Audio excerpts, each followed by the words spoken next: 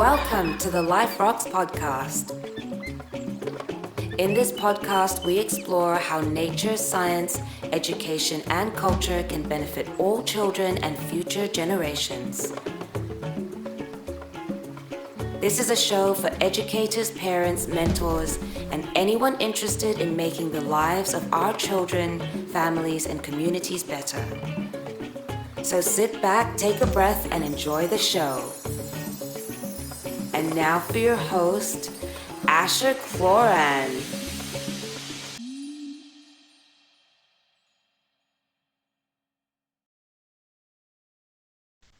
Hello and welcome everyone to the Life Rocks podcast. I'm here with Will today, Will Bettison. And Will is an amazing person who lives on the Central Coast. He is a youth worker, permaculturist, bushcraft and rewilding educator. And Will uses his knowledge from these facets to create ways of living that place us in harmonic association with the ecology of our local land. It's Will's missions to help people to rewild and regenerate and reintegrate themselves into their local ecology. Will does this through co-facilitating rewilding gatherings and events with Wild Beings, which is an organization, Wild Beings, teaching an array of rewilding skills with ecological context, consideration, with a sense of reciprocity. Some of these skills include wild bush foods, medicines, fire by friction, cordage making, natural fiber, netting, wood carving, animal hide tanning, and shelter building. Will also co-facilitates family camps with Wildcraft Australia, teaches bushcraft and rewilding in schools, and brings bushcraft and rewilding skills into a therapeutic setting with disadvantaged youth.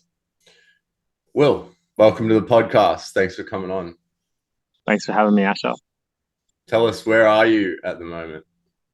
Currently based out in Laguna at the top of a ridge in the bush.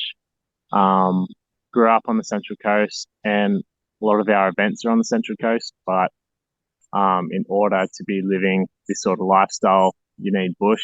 To go bush, you need to go a little bit west. Yeah, true. Away from the cities, huh? Yeah.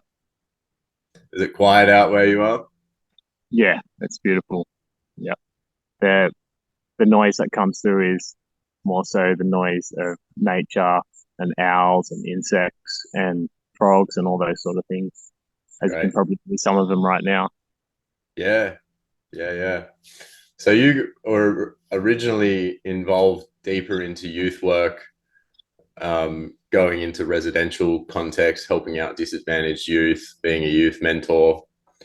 Yeah. Tell me, when did you start to weave nature into that practice, or when did you start to notice nature's effects on people in those positions? Well, I've always been someone who was quite passionate about nature ever since I was younger. And yeah, at the same sort of time I started doing youth work was the same sort of time I was learning about bushcraft and different parts of nature and how they work together. And then I guess that sort of naturally came into the youth work setting. And it's really quite profound, the difference you see in the young people when you do take them out into a natural setting. So like, these are people who have extreme behavioral issues. They have all of the things that you can diagnose: ADHD, ADD, ODD, autism, a lot of it. And just getting them out into a natural setting, you can physically notice the difference in their nervous system in terms of it calming them down and bringing them down to a good level. And people with attention struggles and things like that as well, if you take them into a natural setting, there's all these different things you can put your attention to. So there's never like a dull environment when they're in houses and things like that. You're in walls. The only thing that they end up doing with themselves is going on phones and tablets and technologies. And we all know the problems that those things lead to in terms of people's behavior and how they react after they've been on the phone or been on the tablet for too long. So yeah, taking them out into a natural setting really calms the nervous system down and still has things that can stimulate the mind and things that you can pay attention to. So that's, yeah, really profound to notice that difference. And I'll just a story. Yeah. Working with this 11-year-old kid, and he was new to the house I was working in. Okay. And it was actually just him by himself. And a lot of kids who have gone through a lot of trauma, they have a lot of triggers, a lot of sensitivities, and it takes a lot for them to feel safe in those environments. And yeah, this was definitely one of the harder clients, I guess, that I worked with. And it was to the point where he was weeing in the house. Okay. He was like hitting you, kicking you, punching you, swearing at you, throwing cakes at the walls. Like they don't pay you extra for all that, do they? Nah, definitely not.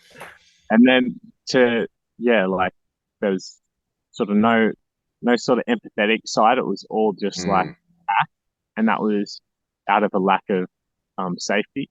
Yeah. And then to see that go from on the same shift on the same day, go from there to come on, mate, let's go for a walk in the park, and then seeing some stringy bark in the mulch under a tree and just showing him that you can twist that into cordage. Like, it changed him from those behaviors to this whole new person. And it was like so incredible. We took a bunch of the stringy bark back to the house and we sat on the trampoline for the next 6 hours twisting string together. So that's like, and then when we were doing it, there was this beautiful, like, empathetic side that came out of him as well. It was like, I've got a bit of scoliosis and I was doing some sort of movements because my back was a bit sore, and he picked up on it and he was like, Will, we don't have to do this if you don't want. If it's hurting your back, you can take a break, or we can do something else for a bit. And I was like, nah, if this is keeping you chill and cool and calm and safe, then I'll twist string all day. I didn't say those exact words to him, but that's what I was thinking. Yeah. And like the next week or two after that, every time I was there, I would spend at least an hour twisting rope together. And it was actually became this really beautiful symbolic item to him, that he had this rope that he had worked on with someone, and someone cared about him enough to put the time into making this thing for him that he has. That was something else I picked up on. So it was really, it was a really beautiful experience to have. That's really cool. I think a lot of those kids who play up the most, or are causing the most havoc in a class, or hassling their parents the most, are probably the kids that need nature the most and respond the best to it. It's something in their personality type that is wired for constant motion, and constant motion happens in nature because you have to be, on your best game. Otherwise you can end up in trouble or whatever. So the nervous system, as you say, there's always something to stimulate you in nature. But it's never like overstimulated either. Right. It's just the right level. The level of stimulation that we've been stimulated to since the beginning of humans. Like, we've been living in that environment for so long that it's the exact right stimulus level for our dopamine receptors and all that to function in an optimal way without creating addiction and all these other problems. Sure. Do you think if there was like about 8 times more volcanoes and about 30 times more meteorite showers, that we would get overstimulated by nature? That's a good question. Or is there just the right amount of like thunder and lightning and all of the good stuff.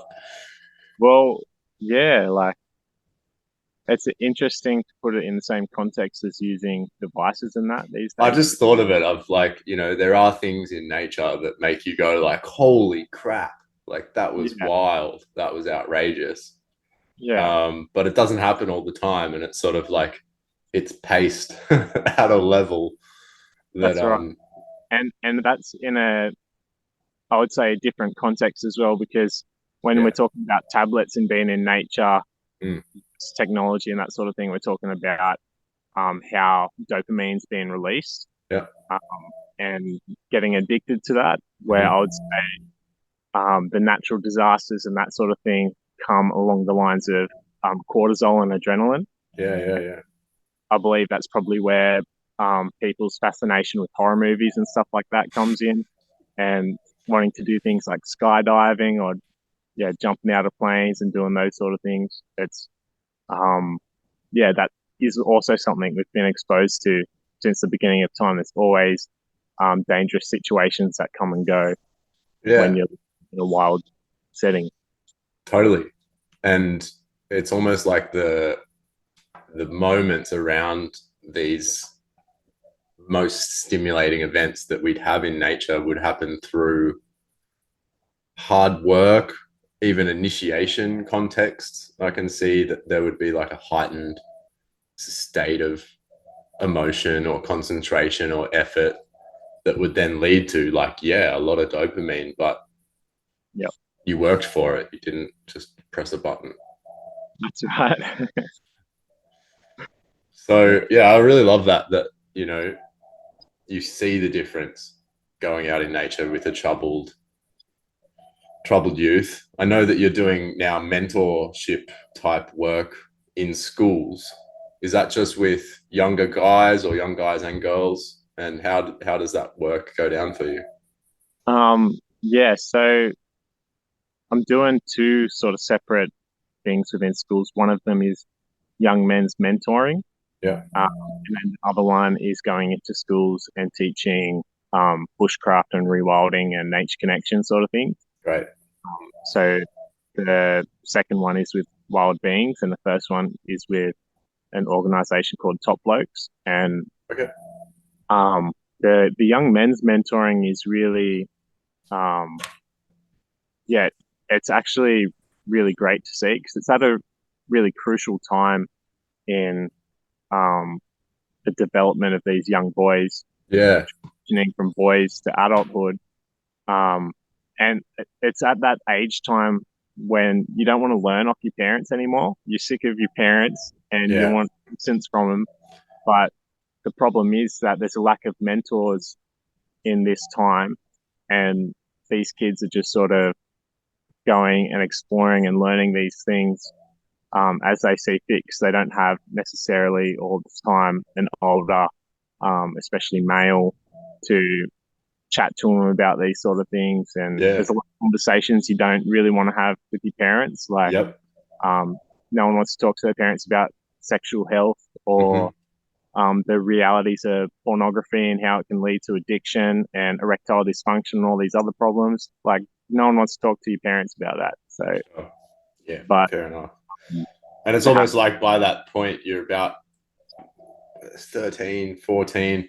It's like you feel like you've already got your parents' perspective. You're like, yeah, I get it, mum. I get it, dad. I know what you think. And, next, yeah, start nexting your parents. But anyway, yeah, continue. So, yeah. Well, like, okay, so also how humans have developed since the beginning of time was in community.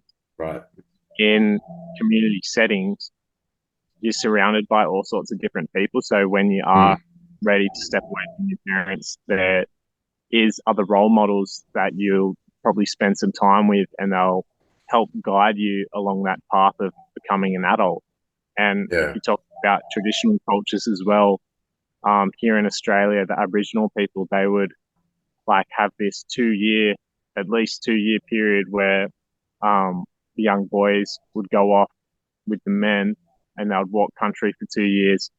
And then when they come back to the group, then they are a man at that point. So they spend those 2 years under that sort of mentorship and guidance, and they're taught how to hold themselves in a community setting and how to be a healthy human being. So, yeah, that's something that is lacking at this time in the world. It is 100% lacking. Did you ever have mentors that were like that for you at that age, or was that something that you were missing and then found later on? When did you have, and also when did you have a sense that that was important? That's a good question. I feel like I've only come around since doing the youth work on understanding how important it is to have a strong mentor in your life. But um, for myself growing up, I was lucky enough to have an older brother who I'm really close with and still am. Nice. So, yeah, I guess I was hanging out with him. I ended up hanging out with lots of his friends and all that sort of thing. And I was always had at least some older role models in my life to learn from and to navigate those years with. So, yeah. Yeah, it's something that can only come from other men or other older men in your life as a young man to absorb that information from. And yeah, it's a really important part of life, something that I think our culture is pretty disconnected with. And when it comes to the topics of how to hold yourself in community, which means, you know, how do you operate in a family? How do you operate in your workplace? How do you operate among your peers and your friends? Then other disjointed communities of the modern world, we're pretty at a loss of there being like general guidance of that. But role modeling is kind of the best thing because it's leading by example. And yeah, so that it's great that you're doing that sort of work now, stepping back to the youth and giving young people a good representation of someone grounded in nature, someone passionate about doing healthy things and developing a healthier culture. What would you do in terms of designing a program for schools? Just like, you know, what would your thing that you'd like to see happen in schools that could maybe help this problem? Well, yeah, I think would actually be a balance of the two separate things I'm doing at the moment. So, on one hand, I'm talking about, bush foods and foraging and fire by friction and all these ancestral skills and how these skills connect us to land and ecology and bring us into being in harmony with ecology and all those sort of ideas. And then on the other side, doing the young men's mentoring and talking about, all of the real things that they're going to be facing in the next couple of years. So I think somewhere in the middle would be ideal. And also somewhere, I always wanted to have like a young men's mentoring thing that was based in nature somewhere, and where you could do, say, overnight camps and stuff where you sit around the fire and talk about these things rather than in a school setting necessarily, because I think it just happens a lot more naturally that way. So yeah, I think somewhere in the middle between talking about ecology and nature and how everything works together, and then talking about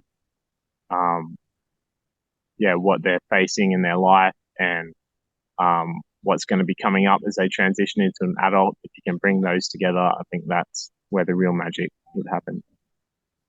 Totally. Yeah, people unlock more of themselves and can express more of themselves when they're in nature or they're in a flow state already.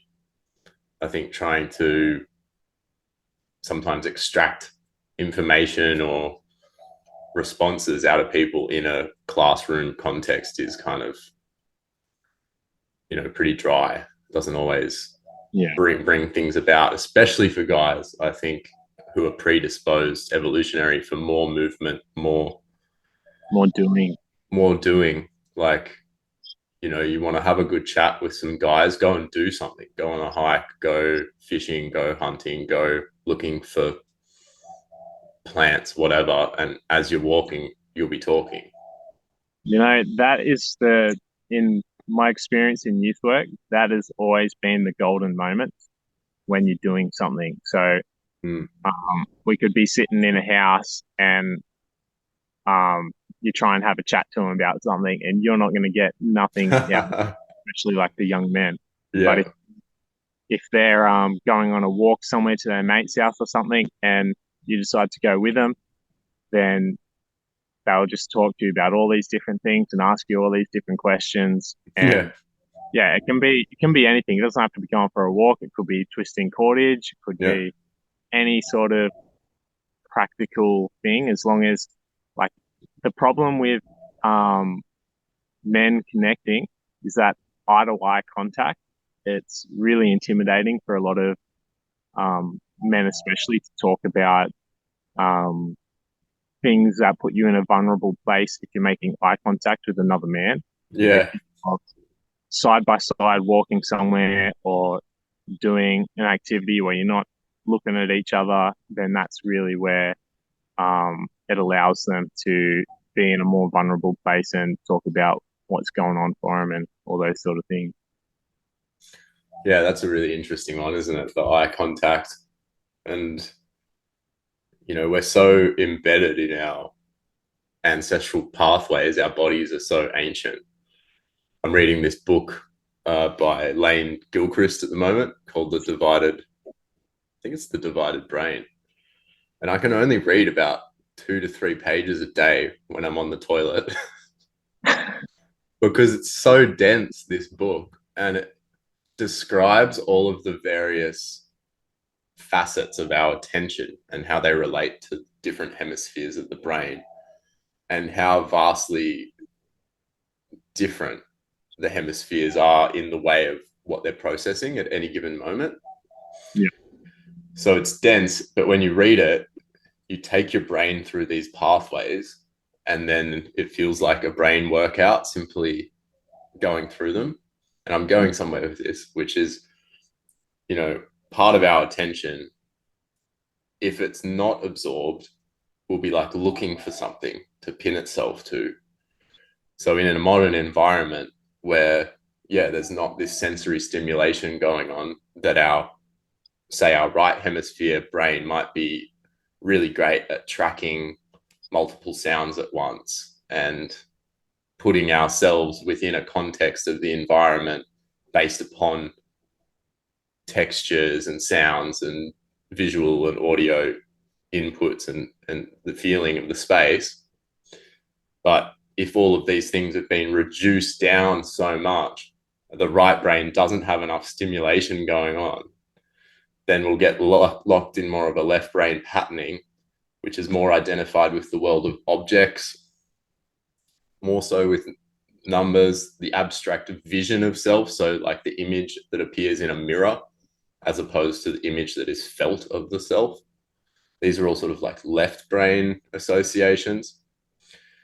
And they pick this up because of the damage done on hemispheres that they can kind of differentiate on patients with brain damage. But what I'm getting to there is that literally, if we're not in a state where you can engage the body, then the mind divides itself even more so, and we'll end up in these sort of opposing camps that leave us not like a fully functioning entity anymore, but more of like this disjointed self. Yeah. And I think we see that so much in like disadvantaged youth, is that disjointed self. Yeah. And I really feel like the way our systems and society and everything is set up these days is extremely left brain. There's not much room for creativity and all Yeah. these things because there's constantly got to be a time that you've got to do something and these jobs and different things that you've got to manage. And yeah, it's very left brain heavy, and that's not necessarily our natural state. And it's not necessarily what's most beneficial for our health either. Yeah, getting back to those natural places and nature and these environments is really where you start to see the harmony of the two hemispheres coming together. Yeah, the natural environment just balances us out, takes out a lot of the legwork. Yeah. So permaculture and rewilding and ecology and regenerative agriculture, they are all terms that kind of point towards the same path of like aligning with nature. How do you see them coming together? How do you see them assisting each other in terms of like a general path of rewilding? Yeah, so that's a really good point. And I think all these different practices like permaculture and regenerative agriculture and stuff, they're all the closest things we can do in terms of getting back to those sort of natural systems in a modern setting. Um, Ideally, like, permaculture, we talk about food forests and planting food forests, but if you actually learn a little bit about nature and you go for a walk in the bush is the food forest. It's already done. Right. You don't need to change it in any way. But these days, you can't necessarily be mobile and follow the patterns of the land Yeah. and seasons of the land. Because So, of fences and stuff. yeah, there's fences, and that is limiting on the wildlife because now the wildlife is stuck in certain areas. It can't move around. It can't flow like it used to. So things like permaculture and regenerative agriculture and all these things are, sort of, I don't know. In the rewilding world, there's a lot of like um, conflict between like permaculture and that sort of thing, but I actually think they're the same thing. I think permaculture and these sort of things are just a step towards returning back to a natural setting. What's the conflict, would you say? I would say the conflict would be the idea that permaculture has taken indigenous knowledge and put it in a system that, we can all understand and break down. And the idea, the conflict is stolen knowledge. Okay. But I think what's more important than worrying about who came up with what and all that sort of, the more important thing is how would ecology feel about this? So no Exactly. longer, That's a way better question than the whole like, oh, this is our knowledge, like got to hold on to it. It's like, well, is it useful? Is it useful for the planet? Then if it is, let it go. there has to be a total dissolve of one owns sort of The ego.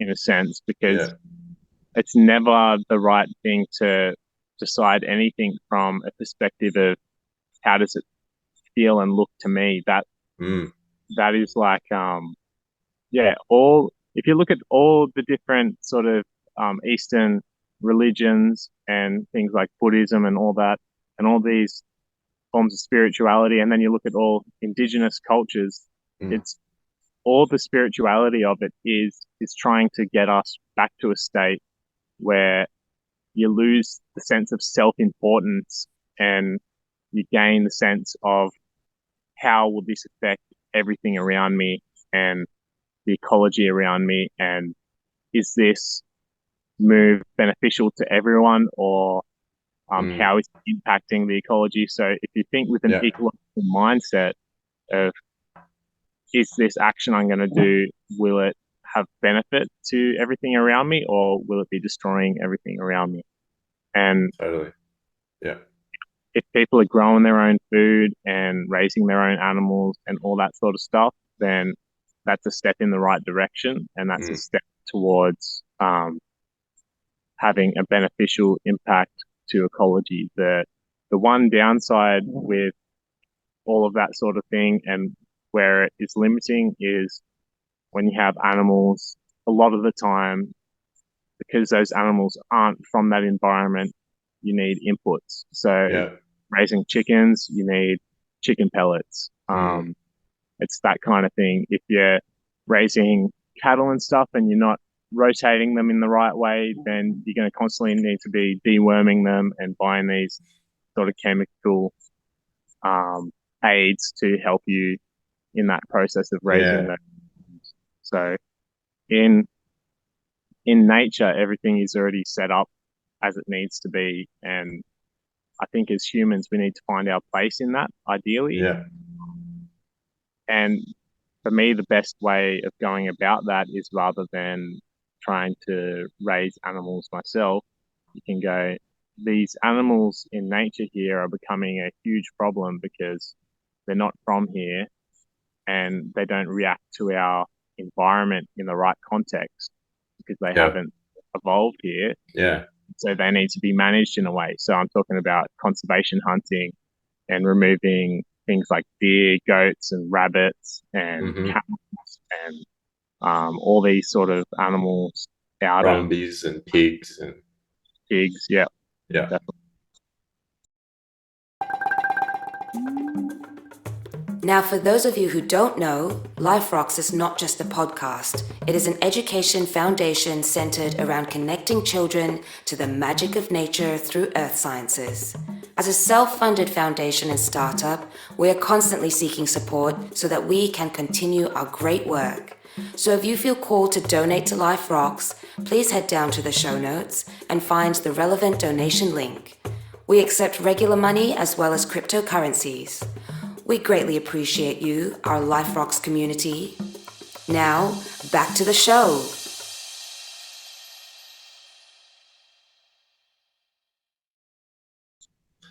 Yeah, that's really, really awesome points there.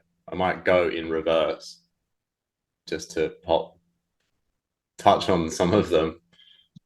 I think that, taking wild meat from landscapes is not only an act of conservation towards Australian landscapes, it's an act of autonomy of self and self-responsibility. It's also an act of connecting to nature deeply in a very present way, where it's not a casual interaction. It's one where you're going in with a serious intention to do something serious and to do it in a way that's as efficient, as humane, or as balanced as possible.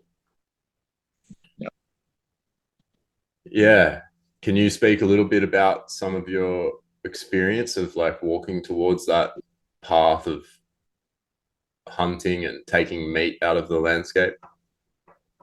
Well, it started with I was plant-based for a long time, and as I learnt more and more information about this landscape and became connected to this landscape more and more, it actually led me to be wanting to be integrated and part of this landscape more. So that started off with roadkill, and the idea behind it, or the feeling behind it, because it's not really a thing that you think about. It's a feeling, and then you have to dive into it and figure out where that came from. And where it came from for me was wanting to become country, wanting to be part of the country that I walk on. So for me, it started with roadkill. So I've been tanning animal hides for a while now, and I've been exposed to opening up animals and all that stuff already. And I didn't sort of make the leap to actually ingest anything until I was really comfortable with telling how fresh something is. If it's got problems or not, and how to tell if it's got disease or parasites or any of those sort of things. And then the feeling of this animal has eaten nothing but country for its entire life.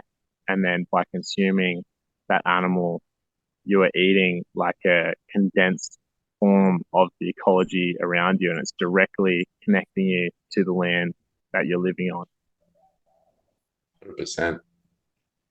Yeah, it's a really beautiful way of putting it. Condensed country. It's what animals do. And it just popped into my mind as well, taking us back to talking about how youth get involved in all sorts of crazy horror movies and gore flicks. And yeah, it was about the age of like 12, 13 for me that violence was something that I found very interesting. And I reckon that if we had a healthier connection towards the real practical use of violence in the world, which would be through achieving sustenance and breaking down animals for parts and sustenance, there would be a lot less gore flicks and the need for violent video games for young boys, because it's like, there it is. You get to cut open an animal and there's all of its guts, and it's about as real as it gets, about as gory as it gets, but it's also not dissociated away from, the meaning and context of our lives. It's like, this is for food, this is for hides, this is for fat. It's not just And there's the gratitude behind that as well. Yeah. And understanding that for us to be here, it takes the life of animals and plants. Yeah. And without feeling a sense of depression behind that or anything, there's a beautiful side to that, because at some point in time, the same thing is going to happen to us, and we're going to die, and we're going to become the food of, different animals, or, well, I guess these days they just burn people. But the way I would like to go out is to go back into the earth and be broken down by all the different insects and whatever animals decide to dig it up or whatever. I like that idea too. Yeah. Yeah. But I think violence is an interesting thing, because in modern society there's a real suppression of violence, but humans have been exposed to violence since the beginning of time as well. And you have to find a healthy relationship with it, so that it isn't suppressed in your psyche, and then you have these crazy outbursts of violence that happen in modern society these days, which we just kind of sweep under the rug and pretend that they don't exist, but it's all there still. We just have an unhealthy relationship to it. So I've been listening to Tyson Yunkaporta, which is a Aboriginal man. He's got a few podcasts and things out there, and he spoke about violence in a traditional setting, and I thought that was really beautiful, because violence is, for example, if I have a problem with you and like we want to sort it out, rather than permaculture versus rewilding, let's go. Yeah. Rather than these days it's sort of done in privacy, away from everything, and it can be taken too far, and there's no rules or anything behind it, and people end up dying. But in a traditional setting, if I have a problem with you and we want to have a fight or something like that, there's different systems for different areas, of course, but one of them was we each get stone knives, and you go at each other until you're sick of cutting each other. And then when you're done, every cut you did to your opponent gets done to you. So that represents, if I go and cut my brother, right, you're cutting yourself. You're affecting the community and the ecology. And so that gets done to me. So I understand that by cutting someone else, I'm cutting myself, because I'm damaging the community. Another practice was you both get bundis, which are clubs, and headshots only. And when someone goes down, like say you knock me out with the club, suddenly you have to take care of my family, my wife and children, and you have to nurse me back into health. So that means you have to do twice the amount of hunting and twice the amount of work so that the other opponent is raised back into a healthy state where he can go and support the community. So it's like this understanding that by doing harm to others, you're also affecting yourself. So I think that is a beautiful relationship with it that, isn't seen these days. And I remember going through high school, there was so many fights. And, I think if it was done with these sort of rules in place, like, you can fight each other, but this is what's going to happen afterwards. And you have to own up to having this done to you afterwards if you're going to hurt your brother over there, then I think it would, create that different relationship with violence. And I think fighting and stuff would still happen, but I think everyone on the outside who is watching would be like, oh, I think I might try and get along with everyone rather than have a problem with someone because this is the outcome of it. That's some great stories right there. And yeah, it's so true. There's no context for conflict in our lives that makes sense other than like, let's sit down and talk about it. Okay, that's fine. But if someone's really angry, that needs mediation between another person anyway for it to be somewhat successful. And then we kind of like bludgeon our way through whatever interpersonal conflicts we've got in life. But there's no system for dealing with it. I think having a system like that is like a step in the right direction, definitely. And it's so, I love how much it's always about accountability, responsibility, and then impact on the world around you. Like the modern life is so much about these enclosed silos of like, oh, it's our relationship and therefore, like it's not going to impact everyone else, but it impacts your work, it impacts your life, it impacts the amount of time you spend with other people if you're having conflict with just one other person. That's right. Yeah, really cool. And then, it reminds me of a teacher in kindergarten. This kid smacked me on the back really hard. And then the teacher just turned around and said, all right, now you do it to him. I felt really put on the spot. Like I was like, oh crap, the whole class is watching me now to like re-deliver this blow. And it was really like not a good hit that I gave back. I was like really nervous. But she's had that bit of an old school style, like you won't see that nowadays. Yeah. At least not in the civilized world. Yeah. So yeah, violence, and then the capacity for violence is like something that strikes me a lot. Is the person who says that they're a complete pacifist or like doesn't develop any capacity for violence actually leaves their community potentially more exposed to violence, because it's like if a threat came in and aggressive threat came into community, family, your friendship group, any given moment, and then that person's totally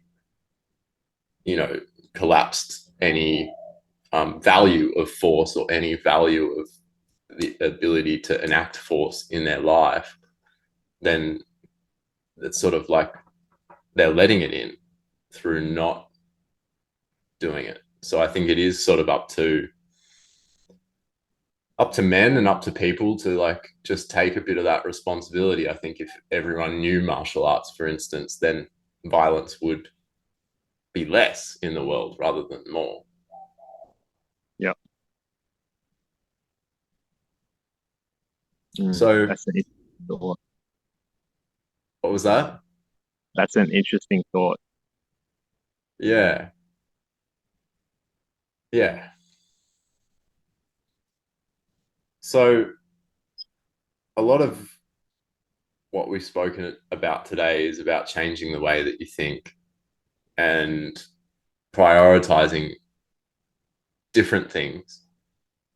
I want you to touch a bit more on what we were speaking about before when you spoke about the responsibility that we have to the earth, the responsibility we have to our communities, families, younger generations, and ancestors, and how that can change our sense of self, personality, purpose, choices. I think it's always important to learn what we can from all these traditional cultures and understand that we have to think in terms of ecology and how we're affecting everything, and try our best to tune our lives in a way that we can create positive change in the world rather than negative. And that can be through community, and it can also be through ecology. And one thing I wanted to talk about as well is that um, lots of my friends that are like environmentalists or are quite conscious about their actions and that sort of thing have this Yeah. idea that humans need to be taken away from ecology. Like we can't be trusted to act the right way in nature. So put all the humans over here and leave the nature over here to do its own thing and be happy and healthy. But that's actually not realistic at all, because Just on that, do you find that that's a real common thing that university taught environmentalists to kind of come out thinking? um, I would assume so, but I'm not quite sure. I'm not in connection with too many people who have studied environmental things at Okay, you university. just mean your friends that seem to be into environmental stuff. That's right. Yeah. Yeah. Sort And of like, what sort of, if you were to label that opinion, or where do you think it's come from? It's sort of I like the think, nothing but your footprints model, yeah. yeah, I think it's just, um, it's been a common pattern through media and those sort of things. Like, Right. look what we've done to the world. We're horrible people because we've done this to the oceans, we've done this to the land, and look at all these problems we're creating. But I actually believe it's more on a corporate level. I don't Mm, think many individuals have, um, like, everyone's living in a state of survival right now. mm, Everyone just trying to do their 5 days of work a week so they can pay the bills, pay rent, and get some food.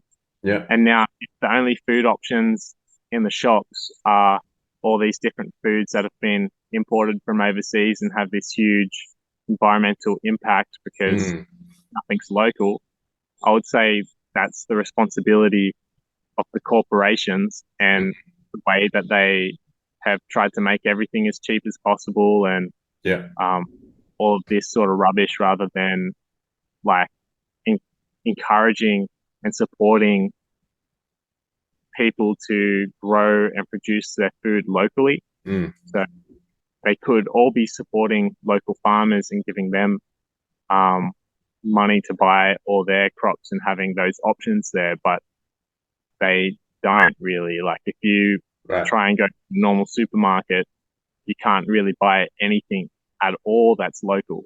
Mm, true. So I think and like all of these main issues like mining and all these sort of things, they come through at a corporate level. Like, it's the Australian government who's letting these things happen because they're paying the government so much money to do those things.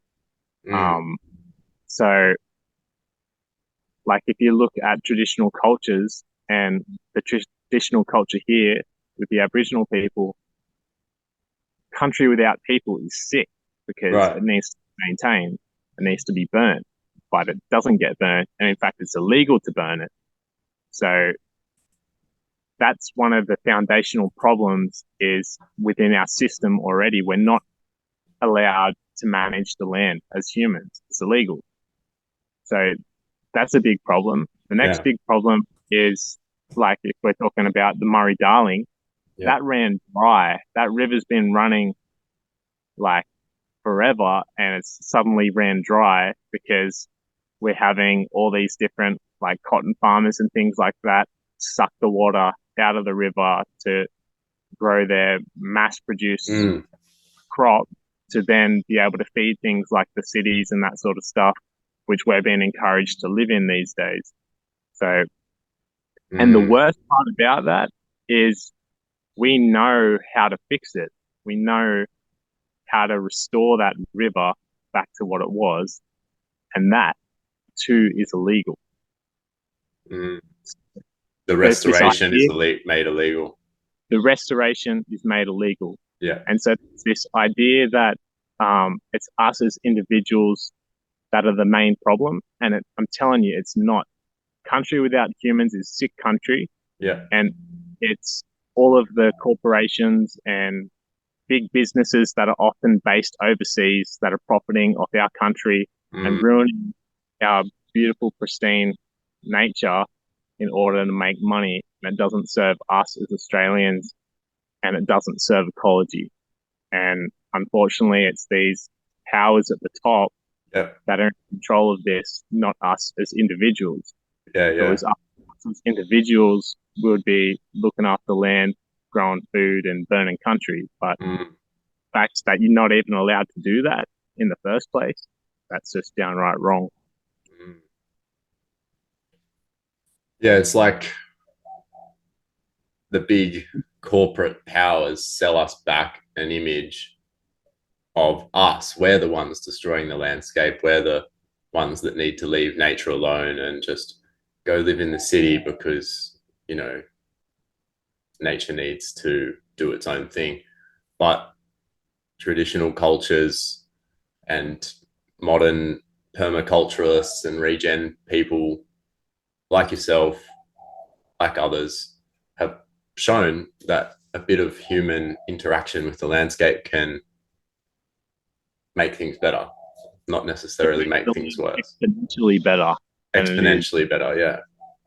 It's like living in a beneficial way is a lot of the time a choice that we all have, but we're always given the space and opportunity to make that choice through these systems that are being put in place by corporations and government. Yeah, and that there's a level of participation there. So it's sort of like back to that responsibility where I think the corporate mainstream likes to say, like, don't worry, we're responsible, and you just have to be responsible by doing the recycling and throwing your rubbish in the bin. But that's not responsibility. Responsibility is actually participation. And we're back. Something happened with the bush internet/phone overheating. It's a super hot day. So that's what happens sometime with technology. But I reckon that you were just telling us exactly what your message to people out there is in regards of all of what we've spoken about today. Yeah, so I think what would be most important is if we start to drop our sense of self-importance and the idea that we might be special or more important than anyone else or anything else, and start to think with a sense of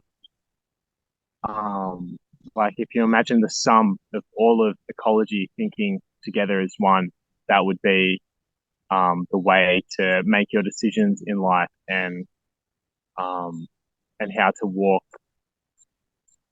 and be in that state of understanding and connection with everything, is to think when you're choosing to make any decisions or anything, to think what would all of ecology think about this decision and how is it affecting or benefiting all of ecology. That's awesome. Yeah, it's a future thinking. Yeah, and to not either beat yourself up if you have to buy a meal from Woolies or wherever you are to get you by, because we're not necessarily set up in a way that makes it easy to make the right decisions all the time. Yeah. We're talking about like sustainability and that sort of thing. A lot of the foods that we have access to aren't sustainable, but you know what? As individuals, we still need to be able to sustain ourselves and stay alive. So, Sure. the idea of thinking like ecology, but also just doing the best that you can and not beating yourself up over it. And Yeah. to get out in nature and experience the feeling of it calming your nervous system down, because like we're talking about earlier with the disadvantaged youth and that sort of thing, it's not just the disadvantaged youth, it's for everybody, and everybody can benefit from it by experiencing it. So Mm. maybe you can get out into nature and um, experience that sense of well-being, go on a bushwalk, go for a swim in the ocean, whatever it is, do your thing. And what I get from you as well is participate in nature. That's right. It's not like humans over here, nature over there. It's got to come together. Yeah. We're a part of nature. We always have been. Every decision we make affects nature Yeah. and vice versa. So we're like interconnected. Even if you're living in the city, you're breathing air, you're still breathing what the trees breathe in. So whether you are distanced from it, you're still interconnected with everything around us. And that's the idea about thinking like ecology, because every move you make is directly affecting ecology, which is directly affecting you. So, yeah. Yeah. Well said. Well said. I wonder about the cities. I wonder where it's all heading. You see some cities put a lot of emphasis on parks and making nature a bit of a priority or integrating it into their design thinking, and that's like really cool. Yeah. But it's hard when you're in the city to have a moment of connected silence that's not broken by the sound of a truck or someone honking their horn or some Yeah. the light pollution at night, like whatever it is.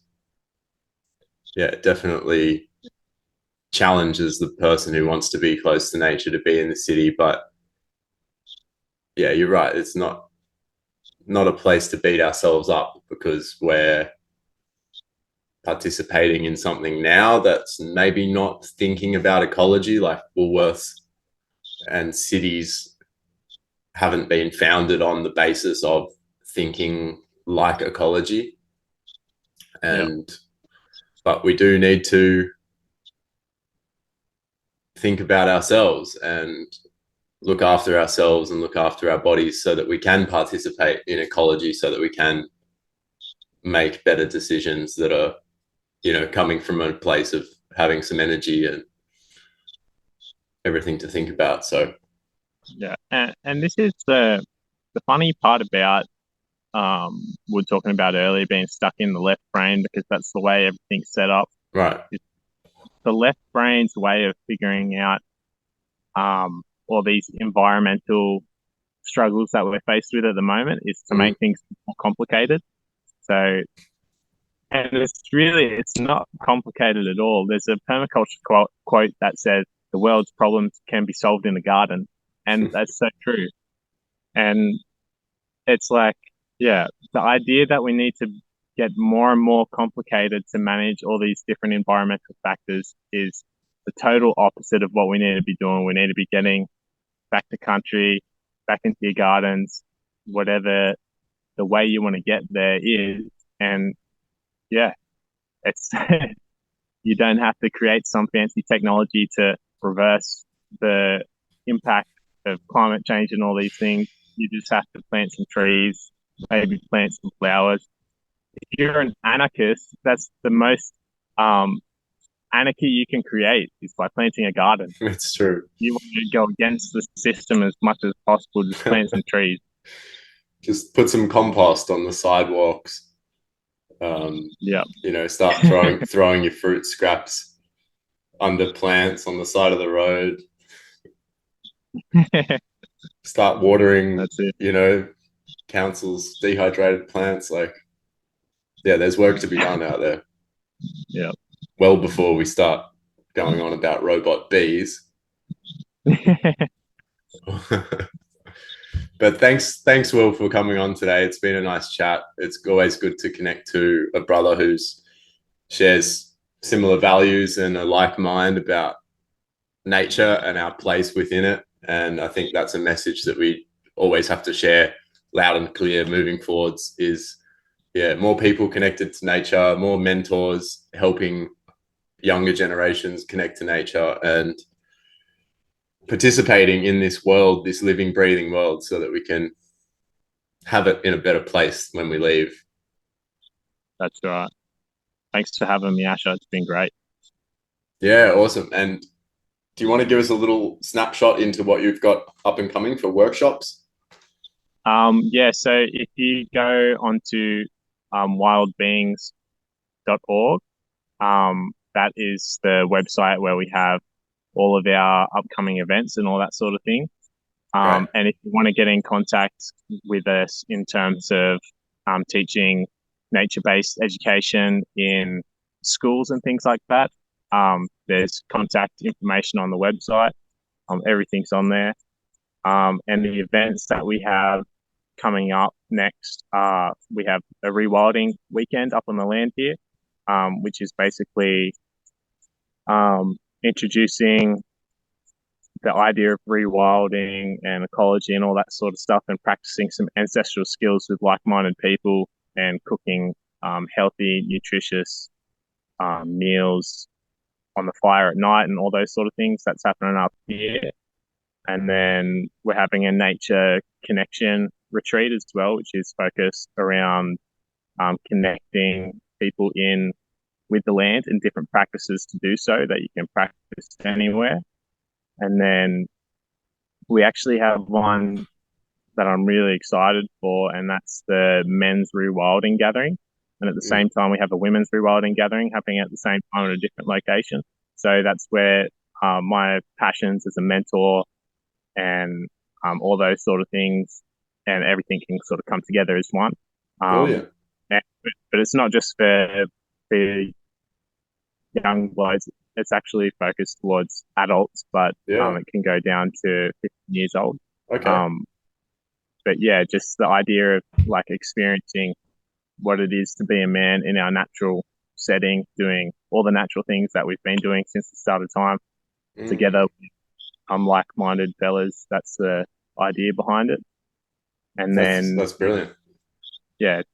And then we have a buckskin hide tanning workshop. So that's turning deer skin into a usable material that you can use to make clothes or bags or whatever. And the thing is, when it comes to hide tanning and that sort of thing, it's the most sustainable material you can make, because that buckskin will last not only your lifetime, but your children's and their children's lifetime as well. So it's super durable in comparison to like our cotton and that sort of thing. So yeah,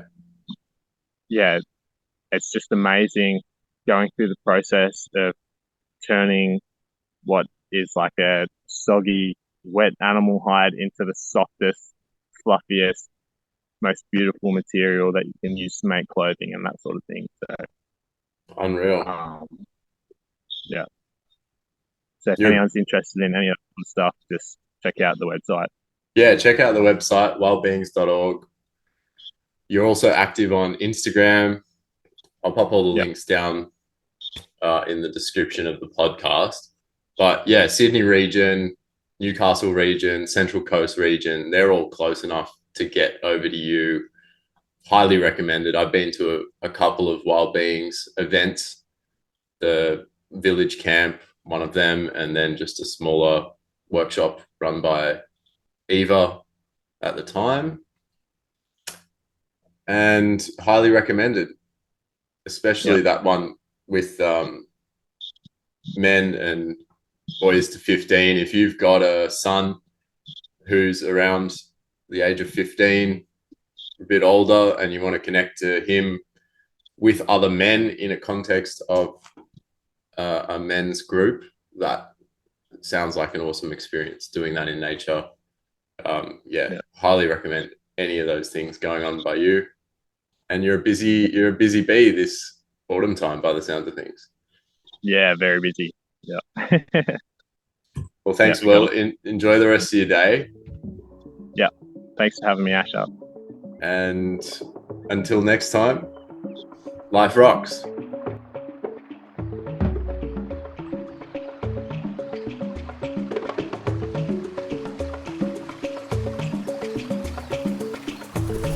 Thank you so much for listening to the Life Rocks podcast. If you enjoyed the show, then leave us a review. We'll be back soon with more inspiring content, and in the meantime, remember, life rocks.